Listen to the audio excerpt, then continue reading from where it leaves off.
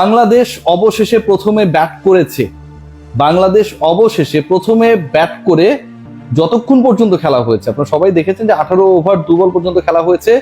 10 বলের খেলা বাকি ছিল বাংলাদেশের ব্যাটিং ইনিংসে। বৃষ্টি হানা দিয়েছে, ম্যাচ কর্ড অফ হয়েছে এবং এই 10 বলের খেলা না খেলা বাংলাদেশ 4 উইকেটে 164 রান করেছে। মনে হতে পারে যে পরের 10 বলে বাংলাদেশ 20 রান করলে বাংলাদেশের স্কোর নিয়ার অ্যাবাউট 185 হতো এবং সেটাকে আমরা বলতেই পারি যে পাওয়ার হিটিং সিলেটের স্পোর্টিং উইকেট বাংলাদেশের এশিয়া কাপ প্রিপারেশন বিবেচনায় স্ট্যান্ডার্ড। আসলেই বলার সুযোগ আছে কি না। যারা নেগেটিভ কমেন্ট করবেন, রিকোয়েস্ট আপনারা একটা জায়গায় 100টা কমেন্ট করুন, কিন্তু আমার এই আলোচনাটা শোনার চেষ্টা করুন। দেখুন, বাংলাদেশের আজকের ইনিংসে সবচেয়ে অবজেকশনের জায়গা কোন জায়গাটায়? বাংলাদেশের আজকের ইনিংসটা স্মার্ট আরো হতে পারতো যে জায়গাটায়, সেখানটায় কোন জায়গায় গিয়ে ফল করলো? ভদ্রস্ত যতটুকু হয়েছে 18 ওভার 2 বলে 164 ফর 4, সেটাও হয়েছে আসলে কাজের কারণে। সেই আলোচনা করতে গেলে একদম প্রথম 6 ওভারের খেলা নিয়ে আলোচনা করতে হয়। পাওয়ার প্লেতে বাংলাদেশ তুলল 67 রান, 1 উইকেট। 6 ওভারে 67, তার মানে আপনি প্রতি ওভারে 11+ রান তুলছেন। খেয়াল করে দেখুন, পাওয়ার প্লেতে যেই দলটা প্রথম 6 ওভারে যেই দলটা 67 রান তুলল, সেই দলের 17 ওভার শেষে স্কোর হচ্ছে 141। অর্থাৎ বাংলাদেশ দল 17 ওভার শেষে 141, মানে আরো যে 74 রান যোগ করলো, সেই 74 রান যোগ করতে গিয়ে তারা খেলেছে 11 ওভার। প্রথম 6 ওভারে রান তোলার যে গতি, সেই রান রেটটা 11+। পরের 11 ওভারে বাংলাদেশের রান তোলার যে গতি বা রান রেট, সেটা হচ্ছে below 7। Liton Kumar Das fire start করেছে। পাওয়ার প্লেতে এত রান উঠানোর ক্ষেত্রে Liton Kumar Das played a very good impressive role, no doubt. Scored his half century on 27 balls. 27 বলে 51 করা লিটন কুমার দাসের ইনিংসটা শেষ হয়েছে, খেয়াল করে দেখুন, 46 বলে 73 রান করে। 27 বলে 51 লিটন কুমার দাস, 46 বলে 73 এটাও লিটন কুমার দাস। 27 বলে 51, টোটাল খেললেন নাম্বার অফ বলস 46, মানে এরপরও তিনি 19টা বল খেলেছেন। 51 রানের পরও তিনি যেহেতু 73 করেছেন, এরপরও তিনি 22 রান অ্যাড করেছেন। তার মানে 27 বলে 51 করার পরে 19 বলে তিনি করেছেন 22 রান। মানে ভাবতে পারেন, যেই ক্রিকেটার 27 বলে 51 মেরেছে, সেই ক্রিকেটার পরের 19 বলে করেছে 22 রান। টানা 3 ওভারে কোনো বাউন্ডারি হয়নি একটা সময় মিডল ওভারে। যেই দলটা পাওয়ার প্লেতে 67 তুলেছিল, সেই দলটা 17 ওভার শেষে 141, মানে পরের 11 ওভারে করেছে মাত্র 74 রান। ইন্টারেস্টিং আলোচনা। মানে লিটন কুমার দাসের তো অন্তত ফার্স্ট স্টেজের হাফ সেঞ্চুরি পর্যন্ত তিনি বিধ্বংসী থাকার কারণে ইনিংসটা ভদ্রস্ত হয়েছে। What about Shamim Hossain Patwari and Towhid Hridoy, number 3 and 4, right? এই দুজন ব্যাটার নাম্বার 3-তে ব্যাট করতে এসে তাওহিদ হৃদয় যেটা করলেন, 14 বলে 9 রান, স্ট্রাইক রেট 64। আপনি যখন পাওয়ার প্লেতে এরকম স্টার্ট করতে পারবেন, তার মানে ব্যাটারদের স্ট্রোক মেক করার সুযোগ রয়েছে। তাওহিদ হৃদয় প্রায় 2.5 ওভার খেললেন, করলেন 9টা রান, 64 স্ট্রাইক রেটে। বাংলাদেশের ইনিংসটা লিটন এবং হৃদয় মিলে ড্যামেজ করা শুরু করেছেন এবং সেই জায়গায় পূর্ণতা দেওয়ার চেষ্টা করলেন শামীম হোসেন পাটোয়ারি 19 বলে 21 রান করে। এই আলোচনাটা খুব ইন্টারেস্টিং, দর্শক একটু শোনার চেষ্টা করুন। যে শামীম হোসেন পাটোয়ারি খেললেন 19 বল, করলেন 21 রান। তাওহিদ হৃদয় করলেন 9 রান, খেললেন 14 বল।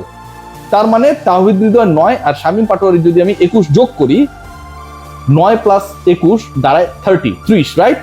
এবং এবার যদি তাদের নাম্বার অফ বলস যেটা তারা খেলেছেন দুজনে ইন্ডিভিজুয়ালি, সেটা যোগ করি, তাওহিদ হৃদয় খেলেছেন 14 বল, শামীম পাটোয়ারি 19 বল, 14 আর 19 যোগ করলে হয় 33। ভাবা যায় 33 বল খেলে এই দুই ব্যাটার অ্যাড করেছে বাংলাদেশের ইনিংসে 30 রান। 5.5 ওভার খেলে যেই দুই ক্রিকেটারের কাছ থেকে আপনি stroke making, strike rotation, fiery conclusion দেখার চেষ্টা করবেন, তারা 5.5 ওভার খেলে এই দুইজন number 3 and 4, they had added only 30 runs and that is below 6 strike rate, 6 run rate।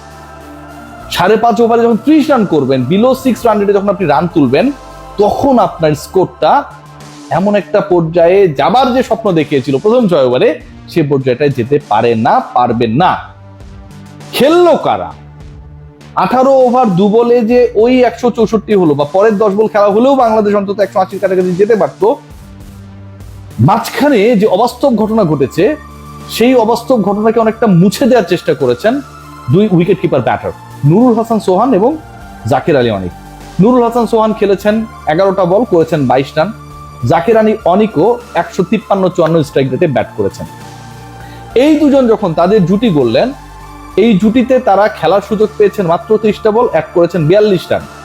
মানে অলমোস্ট তারা 180 স্ট্রাইক রেটে কম্বাইন্ড ব্যাটিং করেছেন দেখে বাংলাদেশের স্কোরটা একটা পর্যায়ে, যেটা 17 ওভার শেষে ছিল 141, 18 ওভার 2 বল শেষে সেটা হয়েছে 164।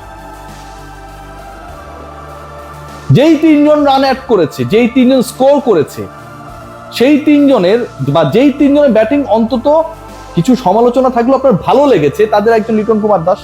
পরের 19 বলে 22 রান কোনোভাবে অ্যাকসেপ্টেবল না, কোনোভাবেই না। 27 বলে আপনি 51 করেছেন, পরের 19 বলে আপনি 30 রান তো করবেন রে ভাই। পরের 19 বলে যখন মাত্র 22 রান ক্যাপ্টেন করে, এবং এমন না যে উইকেট টপাটপ পড়ছে, বিশাল ঝুঁকিতে বাংলাদেশ পড়ে গেছে, তা কিন্তু না, তখন সেটা প্রশ্নবিদ্ধ হবে। লিটন কুমার দাসের ইনিংস নিয়ে প্রশ্ন থাকলেও হি প্লেইড ওয়েল। জাকির আলী অনিক অপরাজিত ছিলেন, আরো 10 বলে 5টা পেলে হয়তো আরো 15-16 রান করতে পারতেন, এই বিশ্বাস তার উপর আমার আছে। নুরুল হাসান সোহান, আমি বারবার বলছিলাম সোহানকে সুযোগ দেওয়া উচিত, ফিনিশিং বলে কেমন করে দেখা উচিত, বাংলাদেশকে আগে ব্যাট করা উচিত। এই যে এত উচিতের কথা গত দুদিন থেকে বলছি, নিশ্চয়ই সেই জায়গায় বাংলাদেশের মিডল ওভারগুলোতে যে ক্রাইসিস তৈরি হয়েছে আজকে, সেই ব্যাপারটা চোখে আঙ্গুল দিয়ে ব্যাটাররা দেখিয়ে দিয়েছে আজকে। অন্তত কিছুটা হলো মিটিগেট করা যেত। প্রথম 2 ম্যাচেও যদি বাংলাদেশ শুরুতে ব্যাট করার সিদ্ধান্ত নিত, তাহলে আমার নাম্বার 3-4 কেমন করে, তাওহিদ হৃদয় কেমন করে, কিংবা আমার শামীম হোসেন পাটোয়ারি খেললে তিনি কেমন করেন, বাংলাদেশ দারুণ শুরু পাওয়ার পর মিডিলে স্ট্রাগল করার পরে ফিনিশিং এ যারা থাকবেন তারা কেমন করে, এই প্রশ্নগুলোর উত্তর আমরা পেতে পারতাম। সেই উত্তর কিন্তু আমরা পাই নাই, প্রকৃতিও চায় নাই যে আমরা পূর্ণাঙ্গ উত্তর পাই। জাকের কিংবা সোহানের ব্যাটিং দেখে আপনি আমি হয়তো হ্যাপি হয়েছি। সোহানের স্ট্রেটে ছক্কা, স্ট্যাম্প থেকে সরে গিয়ে পেছনে ছক্কা মারার চেষ্টা, জাকের আলী অনেকের স্ট্রাইক আমাদের ভালো লেগেছে, কিন্তু প্রকৃতি চায় নাই যে তারাও ফিনিশ করে আসুক। কারণ বাংলাদেশ তো গত 2 ম্যাচে চায় নাই, বাংলাদেশ চায় নাই যে আমরা 20 ওভার খেলবো প্রথম ম্যাচে টস জেতার পরে, বাংলাদেশ চায় না আমরা 20 ওভার খেলবো দ্বিতীয় ম্যাচে টস জেতার পরে, সিরিজে 1-0 এগিয়ে থাকার পরে। যখন দল চায় না, তখন সিলেটের এই যে একটু পরপর সবাই ছবি দিচ্ছে যেটা আসলে কি পার্ট অস্ট্রেলিয়া বাংলাদেশ, প্রকৃতিও চায় নাই যে বাংলাদেশ ফুল ওভার ব্যাট করুক। ভয়াবহ সিচুয়েশন। 3 জন উইকেট কিপার ব্যাটার রান করেছে, জাকের আলী অনিক, নুরুল হাসান সোহান, লিটন কুমার দাস। বাকিদের অবস্থা একদম হাসফাস। এই যখন সিচুয়েশন, ঠিক তখন এশিয়া কাপের প্রিপারেশন কতটা পর্যাপ্ত, কতটা ঠিকঠাক হলো, সেটা নিয়ে প্রশ্ন তোলার যথেষ্ট গ্রাউন্ডস থাকে।